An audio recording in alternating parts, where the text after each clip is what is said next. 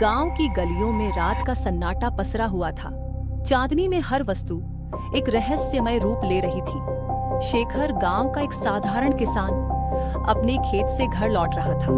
अचानक उसके कानों में कुछ अजीब सी आवाजें आईं। वह चौंक गया और उसकी आंखें चारों ओर देखने लगी। आवाजें एक सुनसान घर से आ रही थी, जो वर्षों से बंद पड़ा था। शेखर की दिल की धड़कनें तेज हो गईं, लेकिन उसने खुद को हिम्मत दी और घर की ओर बढ़ा। शेखर ने धीरे धीरे घर का दरवाजा खोला और अंधेरे में एक छोटी सी बत्ती जलाई। उसे एक पुराना संदूक दिखा, जो धूल से ढका हुआ था। संदूक के पास एक पुराना कागज पड़ा था, जिस पर लिखा था, सच्चाई की खोज करो, रहस्य जानोगे। शेखर ने संदूक को खोला और उसके अंदर एक चमचमाती चांदी की घड़ी पाई। उसकी धड़कनें और तेज हो गईं। घड़ी में एक अजीब सा चित्र था, जो उसे पहले कभी नहीं देखा था।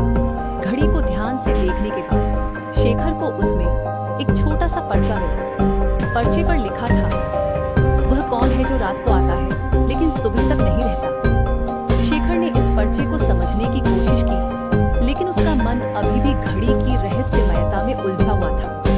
तभी दरवाजे पर हल्की सी खटपट हुई। शेखर ने डर के मारे चुपके से दरवाजा खोला और देखा कि कोई नहीं था। वह फिर से संदूक के पास लौट आया। शेखर ने घड़ी को ध्यान से देखा और पाया कि उसकी सुइयां लगातार बदल रही थी, जैसे कोई समय को उलझा रहा हो। घड़ी की सुइयां अचानक एक निश्चित समय पर रुकी। शेखर ने महसूस किया कि घड़ी में कोई संदेश छुपा हो सकता है। उसने समझाया कि शायद यह संकेत हो सकता है। शेखर ने घड़ी की सुइयों को उस समय पर सेट किया और अचानक घर की दीवार में एक छोटी सी दरार खुल गई। दरार के अंदर एक काला बक्सा था। शेखर ने बक्सा निकाला और उसे खोला। बक्से में एक पुराना कागज और कुछ सोने के सिक्के थे। कागज पर लिखा था, धैर्य और साहस से रहस्य का पर्दा उठता है। शेखर ने महसूस किया कि रात के रहस्यों को समझने के लिए धैर्य और साहस की आवश्यकता होती है।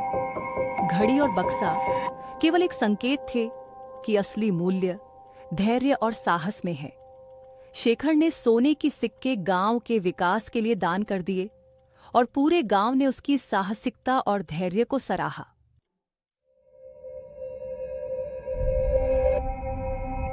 मोरल: धैर्य और साहस से जटिल समस्याओं का समाधान ढूंढा जा सकता है।